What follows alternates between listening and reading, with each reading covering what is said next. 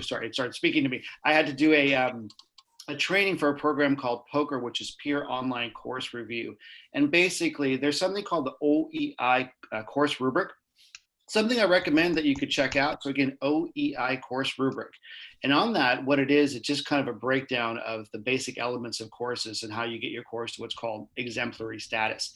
So what I do now, what I'm doing right now is creating what's considered to be a showcase Canvas course that will be displayed for our campus and our district.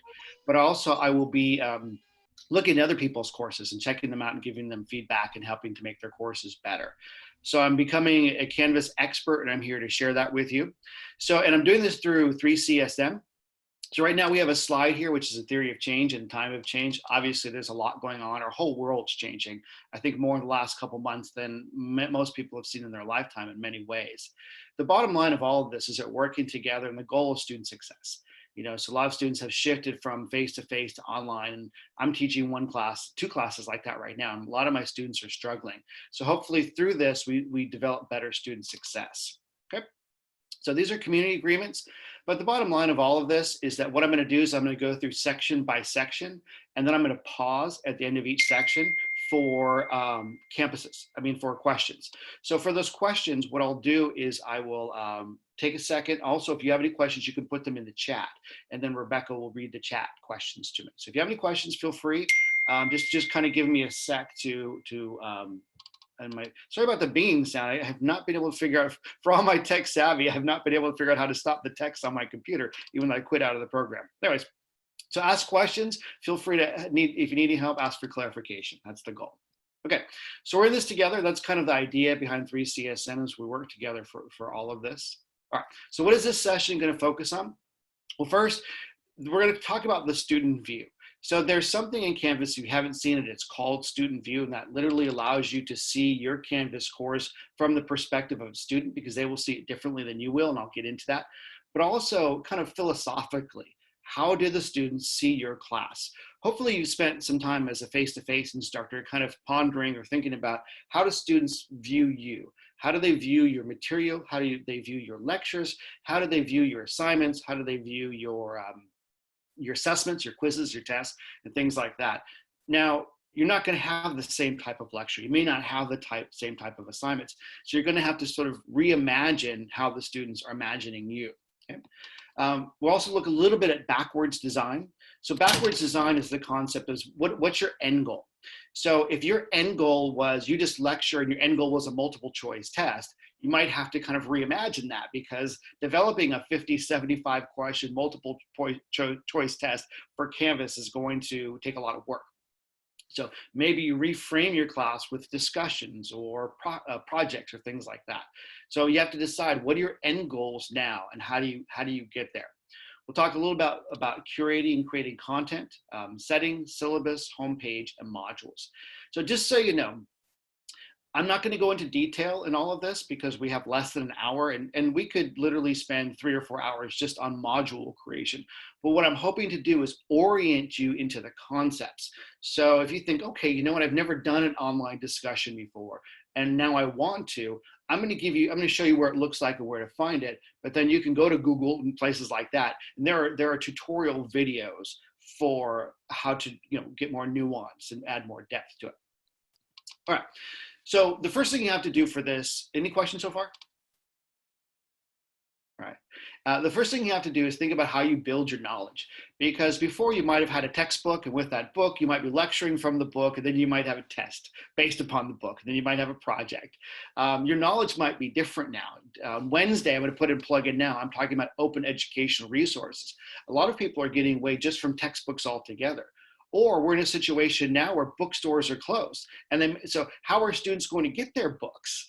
So you might have to reframe how students get their content. So think about what are your true goals, and then take it a week at a time.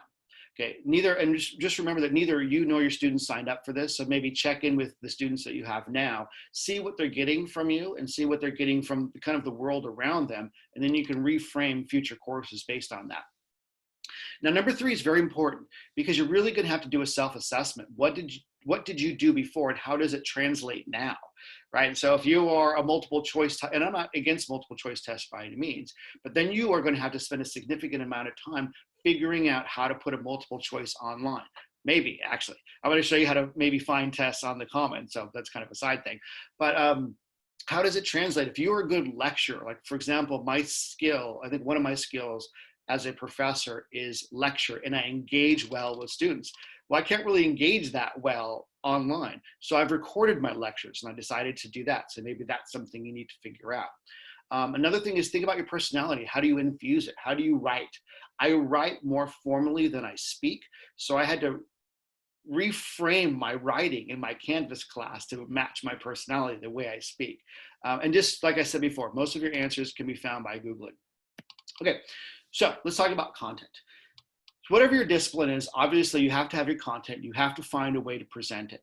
So there are a couple ways to create content for your course. So the first, and probably the kind of, maybe the best, is develop your own. So what you can do is you can write your own pages. So for example, if you have an assignment for your class that you find translates well to online, you can just copy and create a page with that assignment. So you can create that content. You can record your lectures. What we're doing right now, and this is fantastic, you know, I'm so grateful for Zoom, and I'm going to start using Zoom for some of my future lectures. Set up a Zoom meeting for yourself, log on, record it. So it's just go to settings and then record to the cloud. What's so great about that is you can do just what I'm doing right here, talk to the camera, talk about whatever content you want to talk about, make it shorter chunks, 4, 5, 6 minutes, break it up, and then Zoom will record it for you. And the best part about Zoom is they caption it for you. So you will get a fully captioned video back in about 3 to 4 days. It's probably the easiest way to record yourself speaking. So if you're thinking, how do I translate this to the Canvas course? That's the best way. And then you just post a link for your Canvas class. And then you're done. So you could do a series of those. So I have a YouTube channel where I just went into a classroom and then I recorded my lectures over 2 days. So I basically spent about 4 or 5 hours with all of my lectures in chunks and just recorded them all over and over again. So you can do things like, you know, record on your phone, and then you can upload it to places like YouTube. I already talked about Zoom. There are other sites, there are tons of sites that are out there. For example, Screencast-O-Matic, which is great because it records your screen. But if you don't want to spend any money, I think they have a free version of it. You can use, every computer system has its own way to record your screen. So let's say, for example, you have a YouTube or you have a PowerPoint just like this. You can do it on Zoom, but you can also record your screen. So it's great. So if you're the type of lecturer that would present a PowerPoint in front of the class and then talk through the PowerPoint, you can do the exact same thing on Zoom and then post a link. So like I'm doing right here, I have the PowerPoint, I'm talking about it, I'm being recorded, I'm being captioned, it's perfect. OER, Open Educational Resources. I'm going to get more into that on Wednesday, but I will show you how on the Commons you may find OER. You can upload stuff from the Commons. Again, I'll show you that. Ask your online colleagues. So maybe you have a colleague that already has an online course and you want to be able to share. For example, I'm teaching intercultural communication for the very first time ever. It was face-to-face. I didn't know how to do it online. So I reached out to an online colleague who teaches intercultural communication. He put his course on the Commons, sent me a text saying it's there. He didn't want to share it with everybody, but I pulled it in. It took me 10 minutes, and now it's part of my course. Okay. Also, there's tons of good information on the web. There's Stanford, they have tons of classes, Khan Academy, YouTube. The most important thing is to make sure they're captioned. Okay, so I'm going to jump out of this, see if there are any questions before I jump into Canvas. Are there any questions? Okay, good. Let's do it. Let me make sure my links are over there. All right. Share screen, Google Chrome. And sometimes a browser does make a difference. I don't know. I use Chrome. I don't have problems with uploading or anything, but that may be if you're having some issues, just think about, what browser you use. Okay. So let's go. So I'm going to toggle back and forth between two courses. So I'm taking a course right now through what's called @ONE. So if you're looking for more comprehensive training, I recommend you go to @ONE. Great trainings on equity, all kinds of stuff. So I've taken a number of their courses. So this is a course design course that I have to take for part of this grant that I have. So this is my course. So the course that I'm teaching, this is my public speaking course. This is my homepage. So my homepage here, you notice what I have here is I have my announcements on top. I have a little bit of introductory information. And then I have little tabs here, little buttons that people can hit that will take me places. Now, this is a little bit more sophisticated and a little bit more complicated. It's something, if anybody wants any one-on-one training, you can take my email address down. I'm happy to help. You don't have to have this, but what you need to do is you need to think about what your homepage is going to be. If you do not set your homepage, the students will by default go to your modules. So just kind of a heads up. So whenever a student logs in, this is what they're going to see. Okay, so if I go to, and if you don't know, on the right here, there are a lot of buttons that I'm going to get to. One of the buttons is student view. So take a look at how it looks now. Okay, and then if I hit student view, this is what it looks like to the students. So whenever a student logs into your page, what they will do is they will see what you have here. They will see announcements if you set it up as announcements. So that's something I'm going to show you how to do that, because it doesn't automatically set up. It's a really weird place. They go here, and then they have my quick access buttons. I've set this up so it's also mobile friendly. So if somebody's on a phone, this is what they see. So the very first things they see an announcement, and then they'll see some buttons. And I see I have a question. Yes. Yes, I'm sorry. Someone had Nabel. I hope I said that right. Nabel, please go ahead and unmute yourself. They had their hand raised a while back. Nabil? No. Nabel? Oh, you can. Oh, I'm sorry. Okay. There you go. Good morning. Yeah, thank you. My name is Nabil. Oh, Nabil. Okay. Yeah, I had my hand because I couldn't unmute myself. I just wanted to ask, I'm able to do the PowerPoint with all my students. Let's say if I'm lucky to have them all on Zoom, right, and I'm able to go through PowerPoint and do my discussion with them at that time. That's possible instead of recording it? Yes, absolutely. So yeah, you can do your PowerPoint. You just share your screen. So once you set it up, there's a little button that says share screen, and make sure you click on your PowerPoint, and you can go through the entire PowerPoint. Okay. But you can record it at the same time. So that's one thing. So if you want to save it for a future class, you can talk yourself. Well, we were, I'm not sure in where you guys are, but we were told not to record it because some students we may have some issues. So I'm not sure if that's correct or not. What I've been told is that because it's college, it's not a problem. It's not a violation of any sort of privacy. But you can also let students know that they are being recorded, because that is one thing to consider, is that especially when it captions and it records, it does record what everybody says by name. Right. So you can also ask students to change their name or something like that, or you can just do a truncated version of your PowerPoint and just kind of explain it quickly. So you can have the class, and then you can kind of have your own PowerPoint that if students miss the class, they can go review. So there are a couple ways to do it. Thank you. Okay, sure. Okay, so what we have here, so this is the homepage. So this is how the student views. So first I'm gonna talk about homepage, then I'm gonna talk about what happens here. A couple things happen at once. Okay, so then I'm going to leave student view. So if you notice from student view to not student view, that a lot of maybe you didn't notice, but a lot of these buttons over here disappeared. So all of these things right here, they have these little eyeballs. So this is something really important. So what happens is you might set up discussions, you might set up assignments, you might set up a bunch of stuff. And my recommendation is that you put it all into your modules and don't have random pages, because here's the problem.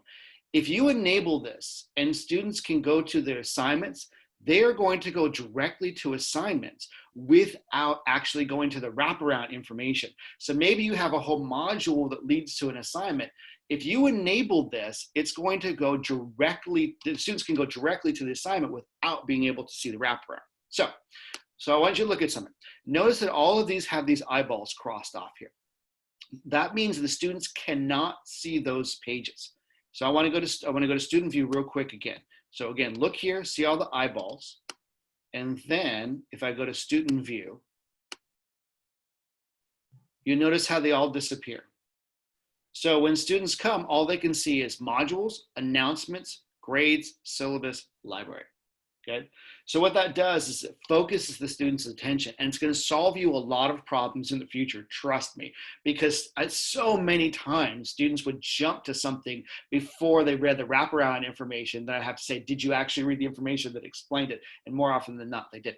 So how do we do this? So I'm looking at two specific things right now that I'm going to focus on. Adding announcements to your home page and the eyeballs. Okay, so let's leave student view. So you have your page. Okay, so what you do, if you want to add announcements to your home page, you go to settings on the bottom left here. So if you go to settings on the bottom left, a lot of good information in settings. So I'm going to go through settings a little bit. So a lot of the course details, you don't necessarily need any of this kind of stuff, but what you can do, and it's in such a strange place and I have no idea why, if you go down here to more options, okay, so again, settings, more options, and what I'm focused on is adding announcements to the home page. Right here, so again, you go to the bottom, more options, right here, what it says is show recent announcements on your course homepage. So what that does is, and I highly recommend it, I don't know why it's down here, I don't know why it's hidden, but if you send students announcements like I do, so I like to announce what's coming up or let them know what's going on. I do updates and things like that. As soon as they log in, if they haven't checked their email, they will see your announcements, so they can click on it. So you can decide how many announcements you want to have the homepage. I usually do 3. So and there's some settings too. So if you're doing discussions for whatever reason, there are settings for your discussions right here. So if you ever want to let students attach files to discussions, this has to be enabled. Let students create discussion topics right here. Let students edit or delete their own discussion posts. So this is something you have to think about when you get to discussions, because in a discussion, I set my discussions up so students cannot comment on other people's posts until they post themselves first. Now, what some students do is they'll post something and then they'll delete it, but that allows them to see other people's work before they can post officially. So let students edit or delete their own discussion posts. That's kind of a philosophical decision on your part.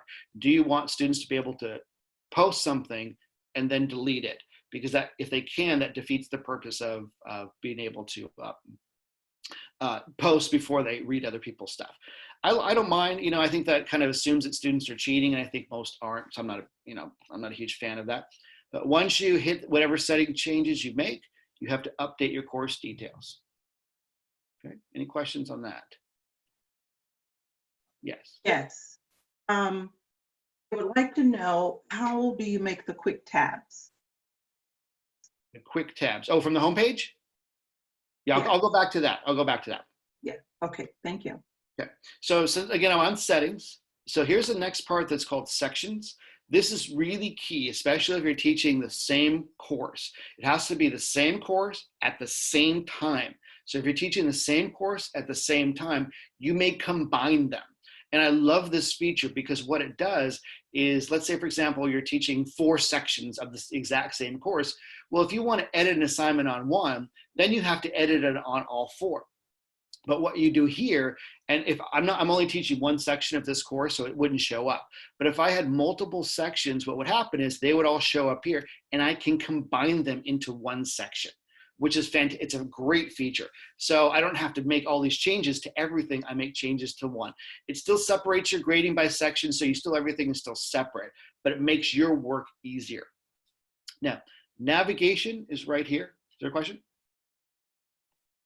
Yeah. Go ahead. I don't think, can I unmute you? Everybody's moving around. There you go. Is it Iodel? I can't hear. Can you unmute him? Or you need to unmute yourself. Who is it that? Iodel? That's how you say it? It might be easier to put your questions in the chat, and then they can be read out. Yes, please. I did put mine in the chat.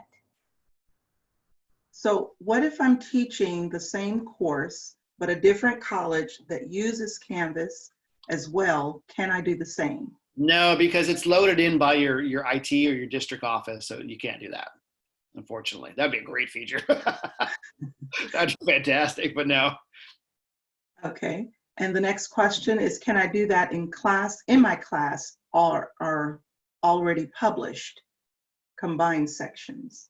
Check it out. I'm not sure that I have not seen it already, but go check. And if you just go to sections, and if you see the other one there, click on it and see what happens. I'm not sure about that one. Okay. Okay. The next question, I'm sorry. Wonderful. Would like to know how to set essay exams in Canvas. Is that something you're going to go over today? So we do have, there are Canvas trainings for testing. That takes a little while. So it depends if you want to do it timed. I do essay questions, just kind of a quick primer. I do essay questions, but I just do them as assignments, and I don't time them because I have specific questions I ask about their lives and stuff. So it's more personal than a test of knowledge, but it can be. But that's something that either attend. I don't know if there's one this week, but there might be an assessment 3 CSN training next week, or just that's one thing you have to look up. How do I set up an essay? Because you can do it, and you can set a time. So since they log in, they have 30 minutes, an hour to write it, but that takes a while to explain. So I'm sorry. Okay, so remember when I did the eyeballs over here? That is in the navigations area. So in navigations, what happens here, these are all of the things that potentially students can see. So, and there's a lot. And it all depends on your campus. So you might see some of this stuff and you go, wait, we don't have Portfolium. We don't have, actually everybody has Portfolium. We don't have Proctorio, that kind of stuff. So don't worry about that. It's a lot of these features over here are campus specific. What I'm looking specifically is how students get the eyeball or not eyeball. So let's say, for example, you want students to see pages. Again, I'm in settings, navigation. You would take your pages and you would move it up. But let's say it's here and you don't want it here. All you do is click on it, hold it, and move it down. So anything down here is what students can't see, and anything up here is what students can see, okay? And then when you're done with it, you go to save on the bottom, okay? So it's pretty straightforward, just drag it up and down.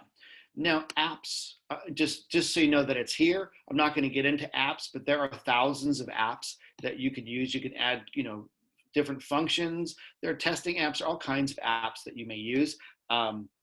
You can play around with it, but a lot of these apps really depend on what your campus has enabled.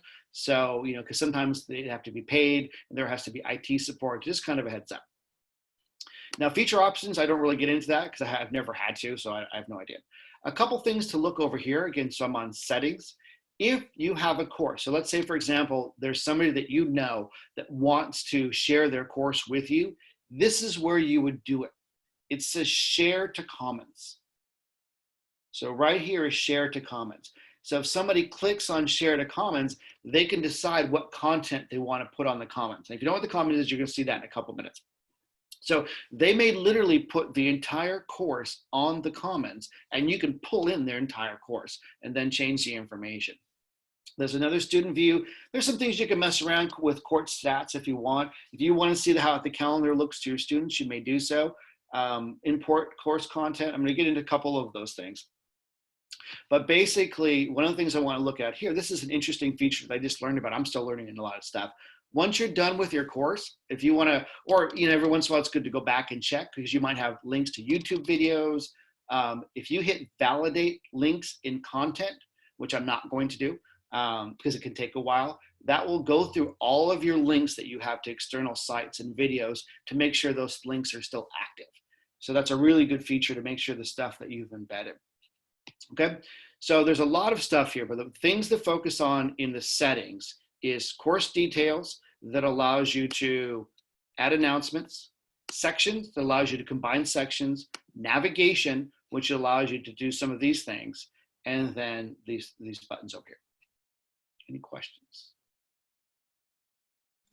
Okay. I'm not sure if you're going to go back to this, is to show how you set up a home page.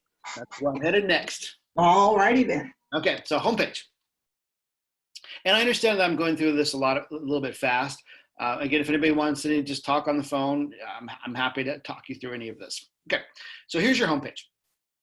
If you do not set your homepage, what you have to do is that you have to decide, if you don't set your homepage, what it is, by default, it goes to your modules. But over here, this is where you choose your homepage on the right, okay? So there are a couple of buttons here that are important. Import for Commons, which I'm gonna get to in a sec, and choose your homepage. So what you do is you would click on choose your homepage, and you have to decide what you want your homepage to be. So it could be your activity stream, so what students have to do. It could be your modules, and I think by default it goes to your modules. It could just be assignments, so students can see what is just the list of the assignments that are upcoming. It also can be your syllabus. So you can decide. I like I like to actually have a page. But choosing a page assumes that you have set up a page. Okay, so you have to so what you basically have to do is you have to decide what content you want on your homepage and set it up. So this is literally a page that I've set up.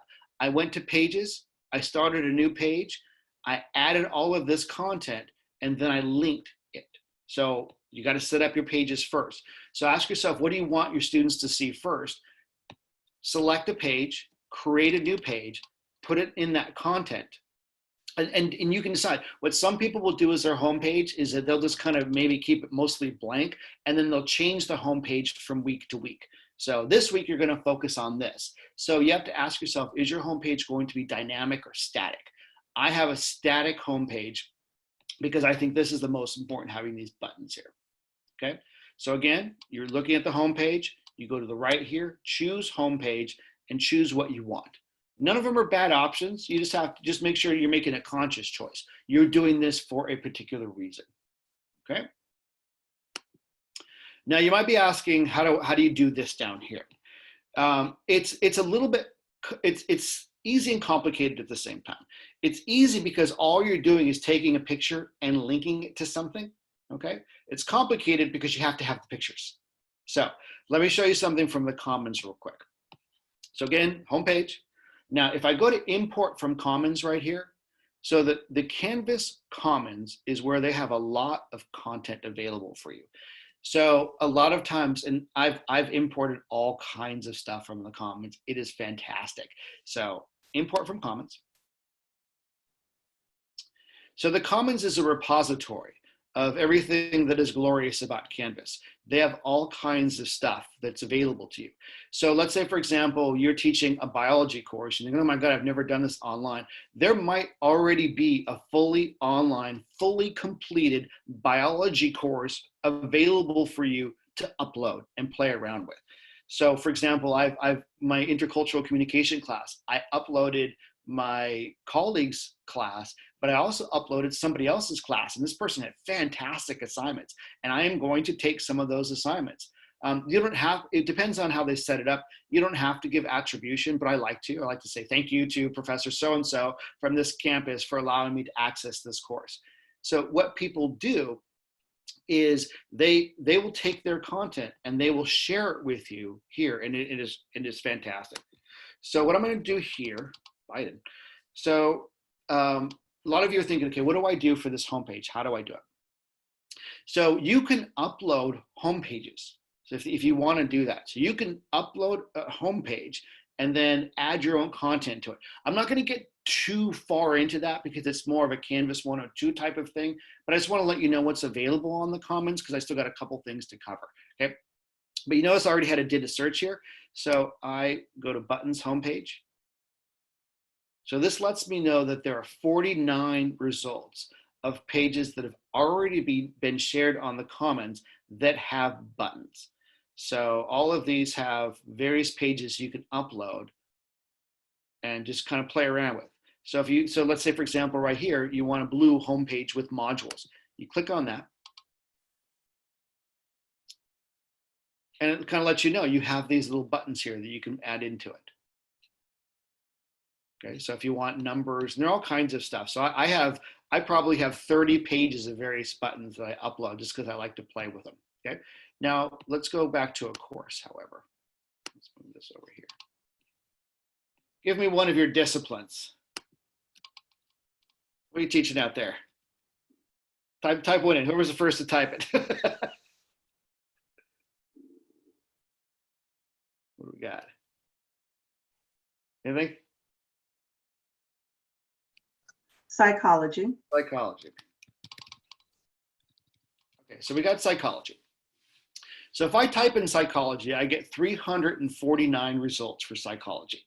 So if you notice here, it says quiz. So maybe you're thinking, oh, I want a quiz on psychology, or I want tests on psychology. There are some available on the comments. So what I recommend all of you do after this class, go to the comments and just type in miscellaneous things. So psychology is kind of vague. What do you want from psychology? Do you want psychology? Do you want a full course? Do you want a syllabus? What do you want? This is where you go to the filter. So right here we have most relevant. I don't really pay much attention to that because latest, most favorited. If you want to see what's the most popular, you can go here if you want. You know, so for example, this course right here, this is a high school psychology course template that has been downloaded 2,000 times or uploaded, and that has 128 stars. What I go here is I go to the filter. So what we have in the filter here is that you can break it up by courses, modules, assignments, quizzes. So let's say, for example, you want some quizzes. You want undergraduate and graduate quizzes. So as you can see that there are now, based upon that search, there are 82 results. So if you're thinking, oh man, I don't want to set up a final exam for my psychology course, there's already a final exam for your psychology course here, and you just upload it. Okay, it's called import. I keep saying upload. So they're all kind, and you just kind of scroll through it. And what's great about this is I want to look at this quiz. Ooh, social psychology. Then you can see all of the questions already. So a lot of that information that you need might already be there. Then what you do is you click on the import. So once you click on the import, so again, you've picked what you want to look at. You think this is good. I want to import this. You click on the import, and then you choose the class that you want it to be uploaded to. So if you want it to be uploaded to all your classes, you upload it here. If you want it to go to 101 development, you upload it here. Then you upload it, give it about 3 or 4 minutes, and it will be in your course. Here's a caveat to importing anything to your course. And just so you know, download, you know, a lot of people, when they get here, they choose to download it. So down here, you have to import. I think I can't get to the bottom here because I have all your pictures. Down here is if you download, that means you're downloading it to your computer. Import into course means you bring it into your course, just kind of a heads up. Okay, so let me get rid of that. Now, once you upload stuff, depending on what it was, so it might be, literally might be an active course. So when you import things, you are going to import tons of active stuff. So what I suggest you do is either A, if you have a practice shell, ask your IT or somebody if they can get you a practice shell to import it into, or B, tell your students you're going to be offline for a little bit because all of a sudden, you might be importing somebody's class that has 20 announcements, and then boom, students are going to get 20 announcements at once. So what I tell my students, like my intercultural communication class, when I knew that I wanted to import some information, I said, we're going to be offline for an hour. I imported everything, I deactivated everything, and then I put it back online so students didn't get bombarded. But even then, I made a mistake and I left 2 assignments active because I didn't realize how many assignments there were. Then I got some messages going, hey, what is this? Is this something we have to do? And I was like, oh my gosh. One of them was like a final page paper that was, it was like 30-page final paper. And I said, I'm sorry, no. Okay, any questions about the comments? Just mess around with it. There's tons of fantastic stuff on the comments. You're going to find a lot of great content here. You can look for quiz templates. You can look for buttons. You can look for actual quizzes. You can look for syllabi. You can look for modules. You can look for entire courses. So there's tons of information here that you can play around with. Okay, one question. Yeah. How do you deactivate an active published course? Well, you don't deactivate the entire course. What you do is you deactivate the pieces of it. So for example, you would go to announcements. So if you import a bunch of announcements, you would have to go to each announcement and delete it. But let me look at, I'll show you some of my modules here. So with my modules, you notice all the green ones? Those are all what's considered to be published or active, and all of these aren't. Okay, so if you have, like, for example, here are all my, see, these are all my buttons. A lot of these I've uploaded, or I've had people put it into this shell for me, because I'm doing it an extra level of training here. So all of these are considered, so when it's green, that means it's active. But here's the thing here, you notice that this part isn't active. My students can't see my pages because, you know, this is, they can't see any of this. But basically anything that's green here, they can see, and when it's not green, they can't see it. Okay. So if you upload a bunch of stuff, and the good thing is it won't, when you upload modules, or you upload a course, it won't embed it in your other modules. What it will do is it'll add a bunch of modules at the very bottom. Okay.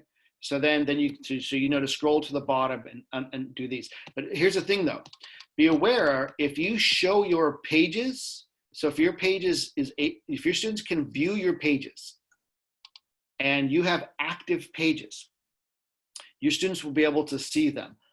But what I do is students cannot see my pages, so I just have to have active modules. So I don't have to click on every single page. Okay.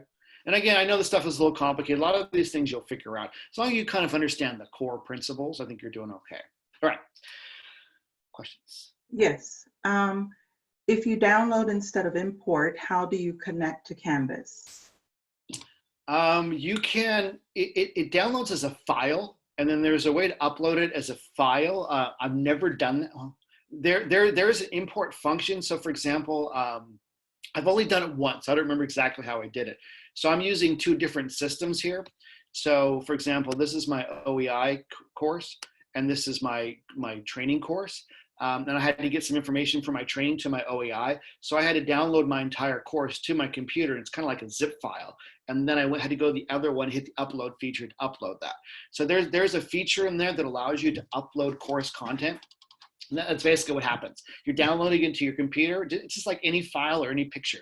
Downloading it to your computer, and then you're uploading it from the other program. Okay. Okay, so let's go to syllabus now. Now, again, and I know this is fast. I know there's tons. I'm willing to help people one-on-one. I mean, we could spend hours just on syllabus. So a lot of times what people will do is they will just take their whatever course syllabus they have. It might be a couple of pages. And just so you know, with your syllabus, you don't necessarily need to do schedules anymore, because your assignments will have, your students will have a schedule now. When you put your assignments in there with due dates, the students will have a calendar that allows them to see all the due dates. But you need all of your course content. So you're set up for your course. So you notice my syllabus is not just a copy and paste of what I handed out in class a couple years ago. My syllabus is a little bit more link-based. So what I've done is in the past, when a student would have to get some information from my course, what they would have to do is they would have to scroll down pages after pages. What I've done now is that I've taken all of my syllabus information and I've broken up into pages. I've broken them into chunks.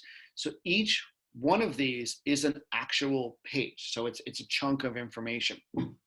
And all I do is create a link for it, and I'll do that in a moment. So if a student thinks, okay, I just want the class textbook, they just come here. They don't have to scroll to find it. You know, when I have some disability things I need to deal with, they just go here. I forgot how to do Canvas. How do I do Canvas? They go here. So I reinforce that basic student knowledge by doing it here, making it easy. But if you look at my very first module in my course, it's the exact same links.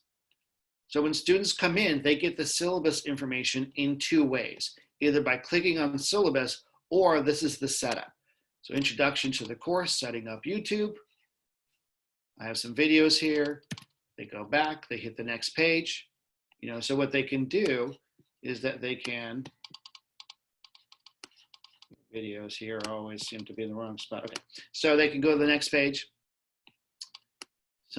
So you have to decide philosophically what you want your syllabus to look like. For right now, I recommend that if you just have your syllabus, copy and paste it. Just, I teach accessibility online as well. We don't have a session this week, but we will have one next week. Is that if you link to PDFs and you link to Word documents, unless you are sure that you have made those accessible, they likely aren't. You're better off copying and pasting your information to a page.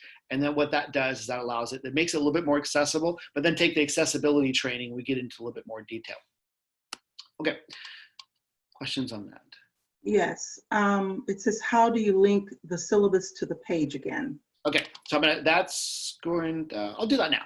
Okay, so let's say, so I have my home page.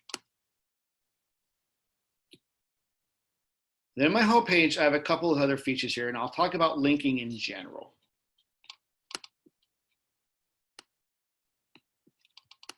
Okay, so I have my course here. And then you notice there's a guide here that says mobile guide student access.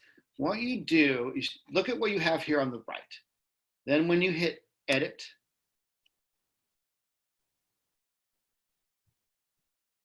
see you have a bunch of more information here on the right. That's where you do your linking. So let's say, for example, I want to have this link to something. You highlight it, and then you go to your page that you want to link it to. Okay, but this assumes again that you've created content pages. So you have to have pages that you link to. So let's say, for example, I want another thing where I just want class textbook here. So you type in class textbook. So maybe I want that, actually I'm probably gonna do that from here on out, is I'll probably link to the, oh no, it's down here, so it doesn't matter. It's the same concept with the buttons. So, but I'm assuming that you don't have buttons yet. So I have my thing for class textbook. You highlight it, and then you choose the page that you want it to link to. So I have class textbook. That's it. So you highlight it, click on the page, and then hit save. And you have an automatic link right there. So students will click on that. Okay. It's the same concept for the pictures. So if you have a picture, like if you've uploaded a buttons homepage, they're going to be vague. It will just say learning modules or course grades. It's the same thing. You edit. And then whatever page you want, you click on it. And then you pick the page. Okay. Now for things like course grades, just so you know, every single page that you have also has its own URL. So you can copy and paste the URL as well. Okay. So every one of these links to something. So this links to my announcements page. This links to, so what I did was I created a page for student services. All I literally did is I went to our student services website, took the key information, copy and pasted it, created a page for student services, and then now this links to that. Okay, cancel out of that. Is that moderately clear? And I get this is kind of fast, and there's tons of information. Again, happy to do one-on-one. All right, so let's look at something else. So if you haven't done it yet, pages, a lot of people get, oh my God, what do I do with pages? Pages is just like creating a Word document. That's it. I mean, it's like creating a Word document of content. So if you want to view all pages, I have tons of pages, some old, some new, some that I've brought in from other things. So if you want to add a new page, again, you go to pages, view all pages, plus page. And then you just type in your content. It has the same interface like a Word document would be. A lot of these buttons I go into more detail when I do the accessibility training, because a lot of these are about accessibility. But while I'm here, a lot of times you can check some of your accessibility by this person right here. You click on this and it'll check some of your accessibility content. Okay, but this is the same thing. So when you're creating an assignment, it's here. When you're creating a discussion, it's all here. It's the same basic interface that so you just mess around with it. So if you want to do, bold, if you want to go, flush left, flush right, if you want to add, lists and things like that, all of that information is here. Okay, and then when you're done with the page, just save the page. If you want to add images, I cover that a little bit more in Canvas 102, but I don't have time for that. But that's all of these things are available here. If you want to go to discussions,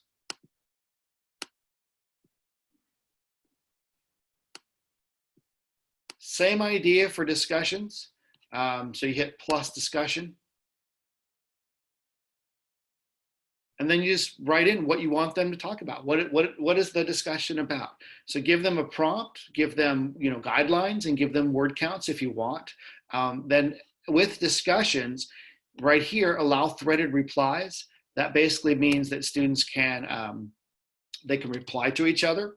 Users must post, and some people don't like that but I've not yet had a negative experience with students replying. I find that they're super respectful and nice, and I get great information when they reply to each other. Users must post before seeing replies. What that means is that you can't reply unless you post first. If you do grading, it allows you to do that. You add the points. So, you know, you can kind of play around with these buttons to see what pops up. If you want students to be able to like each other, so they give each other a thumbs up, that's great.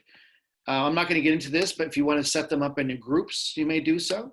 Peer reviews, so there's a lot of other features here that's more advanced, but basically you can decide when it's due, or you can have an available from and until date. So if you want to lock it, so for example, it opens up on May 15th and closes on May 22nd, that's what you do.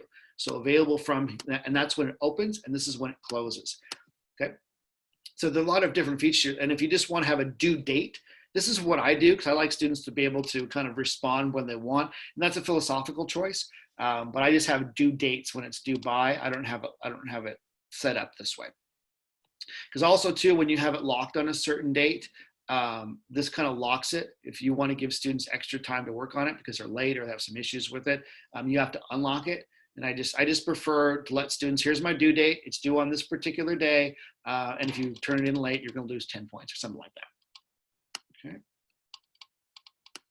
Same concept for assignments.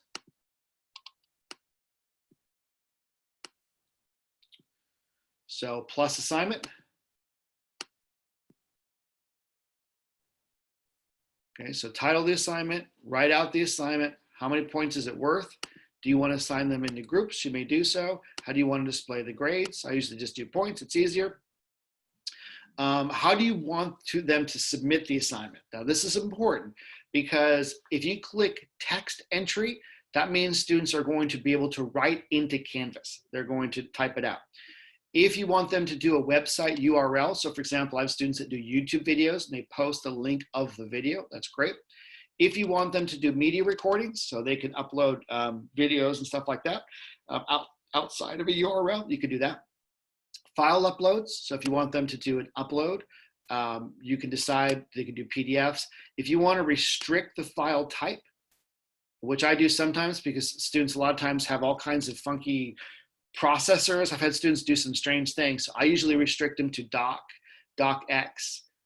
which you don't need, but and text and PDF. But you don't have to do that because some students will have the Google Docs, all kinds of docs they can upload. So you have to ask yourself, how is the student is presenting that information? That's important. So are they going to do it text? Are they going to do a website, media, that kind of stuff? Okay, so we'll have a couple more minutes. And again, I know this is fast, but one thing I want you to look at real quick is modules. So a module basically is like a teaching unit. So what you're doing with a module is that you're just creating the wraparound information for your assignment. So remember I said start with the end. So think about your assignment and then think about how you get your assignment to that, or how do you get the students to the point of the assignment. So a module is just plus module. And then from there, what you do is you add the module and you title it. So whatever that title of the module is, and then you add it. New modules will always end up on the bottom. And then you click on your module. And then you hit the plus sign. You don't have to click on it. But again, this assumes you already have that information. So you have an assignment. So I have this assignment here. You add your item. If I want to add a quiz, this is where you add your quiz. If I want to have a text header, a discussion, this is where you add your text question. So this is one of those things that modules, and maybe that's something, for a future session, Rebecca, is just module creation. But modules is just how you form it out. So I want to go through my module real quick. So this is a module. This is a good example of kind of a template for a module. So this is a course that I'm teaching. And the bottom line, the end assignment, the end goal of this assignment is a speech. They have to present a speech. So what I do with my modules, my first page of my modules is always my objectives. What do I want them to learn? So that's a good lead in. So create a page of here's what I want them to learn. So I have review of the last module, overview of what they're going to learn, objectives of this, what are the outcomes? Okay, so this orients them to the page. Then what I do usually is sometimes, so here I have a video of myself. So I have a written page of content. Then I just sat on my couch literally and recorded myself talking about information they needed for this module. So orientation and then a video. And then from here, I give a little preview of their assignment because they have to do the speech. And then this is a discussion. So you notice my discussion, I have a prompt, what they're going to write about, the guidelines of the assignment. I have my rubric, and then if they need some more support, I go here. So I really break it down for my students. You don't need all of this. You can literally just say, hey, you know, here's the discussion, should be 100 words if you want to do a word count, and here's what you want to talk about. So, but the goal is orienting them. So have discussions that lead to an assignment, or just maybe discussions are the assignment, which is completely fine. Okay, Then, I'm sorry, our time is high. We have 2 questions and then we have to leave. okay, I know there's so much, everybody. I'm sorry, but again, my email address, which I'm gonna stop sharing real quick, and then I'm gonna go and I'll put it in the chat. If anybody wants some help, I am happy to do it. Okay, so the 2 questions that we do have is what would you recommend building the pages first? What page would you recommend building first? And also, can you link to a live page? And those have to be very, very, very, very quick because we are over 1 minute. Yes, you can link to anything that you want, absolutely. And then, yeah, I recommend you do your last page first. What's the culmination of that module? And then you do your first page, because if you understand where you're going, and then you can explain where you're going in the first page, that will then help you build in between stuff. Thank you. All right.